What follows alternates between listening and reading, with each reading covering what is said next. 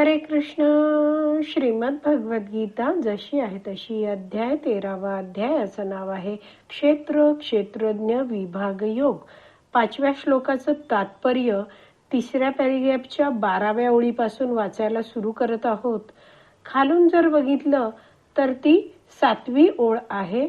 वाचायला सुरू करणार त्याआधी श्रील प्रभुपादांना प्रार्थना करूया. हे श्रील प्रभुपाद, आम्ही भगवद्गीता हा ग्रंथ वाचून समजून घेण्याचा प्रयत्न करीत आहोत. त्यासाठी आम्हाला आशीर्वाद द्या. धन्यवाद प्रभुपाद. वेदांत सूत्रातही भगवंतांचे वर्णन आनंदमयोभ्यासात असे करण्यात आले आहे. तर परम सत्य असणारे हे जे भगवान श्रीकृष्ण आहेत, हे सदैव दिव्य आनंदात असतात आणि म्हणून त्यांचं वर्णन केलं आहे आनंदमयोभ्यासात. पुढे वाचते आहे, या दिव्य आनंदाचा अनुभव घेण्याकरिता ते भगवंत स्वतःचा विज्ञानमय, प्राणमय, ज्ञानमय आणि अन्नमय यांमध्ये विस्तार करतात. तर भगवंत आहेत ते जीवांसाठी या भौतिक जगताची निर्मिती करतात. त्या जीवांना इंद्रिय भोग करण्यासाठी सगळं काही पुरवतात. तसंच मोक्ष मिळवण्यासाठीही सगळं काही पुरवतात. म्हणजेच जीवांना हवं आहे तसं जीवांनी जशी इच्छा केली आहे भोगाची, तर हे भौतिक जगत जीवांना भोगही देतं, प्रदान करतं आणि मोक्षासाठीही सगळं काही भगवंत या भौतिक जगतात उपलब्ध करून ठेवतात.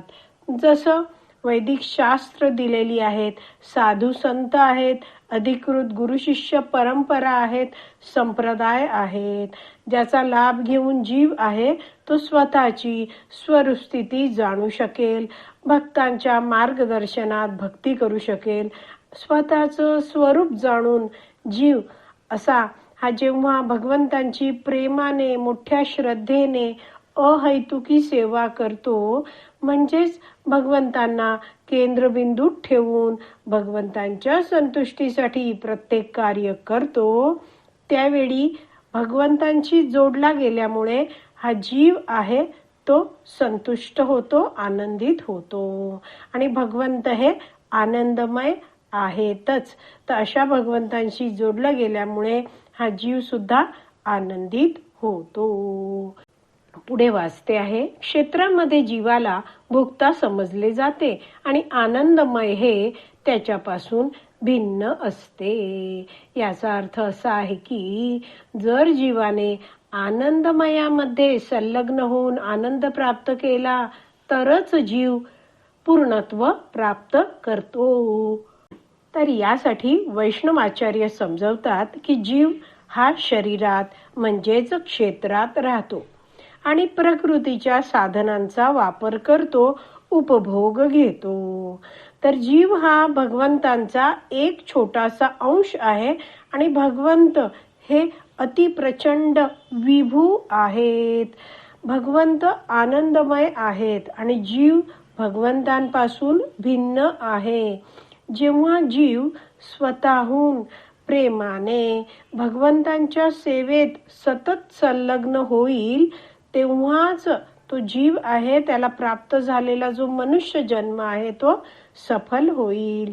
म्हणजेच जीव जेव्हा भगवंतांकडे उन्मुख होईल, भगवंतांकडे तो वळेल, भगवंतांची भक्ती प्राप्त करेल, तेव्हाच तो जीव आध्यात्मिक दिव्य शाश्वत आनंद प्राप्त करू शकतो. कारण भगवंत हे आनंदमय आहेत आणि भगवंतांच्या संपर्कात येणारा प्रत्येक जण आनंदी होतो.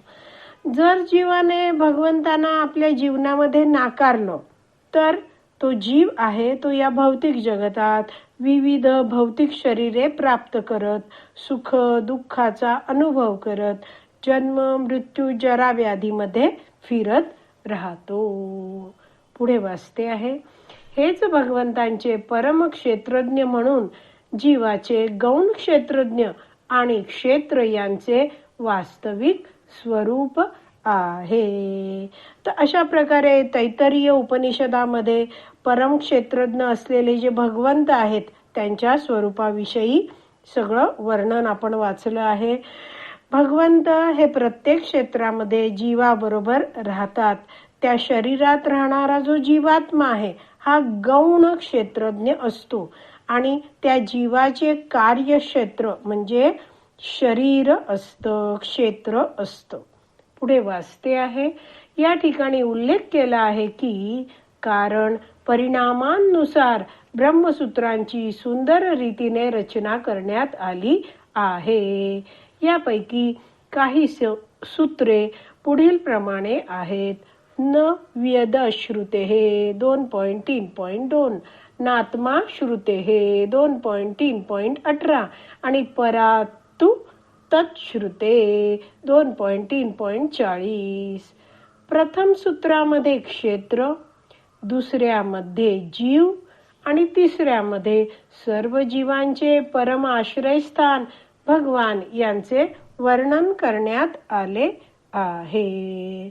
तर अशा प्रकारे वैदिक सूत्रांमध्ये या सर्व विषयांचे विस्तृत वर्णन आहे. त्यातील काहींचा संदर्भ श्रील प्रभुपादांनी या शेवटच्या पॅरेग्राफ मध्ये दिला आहे.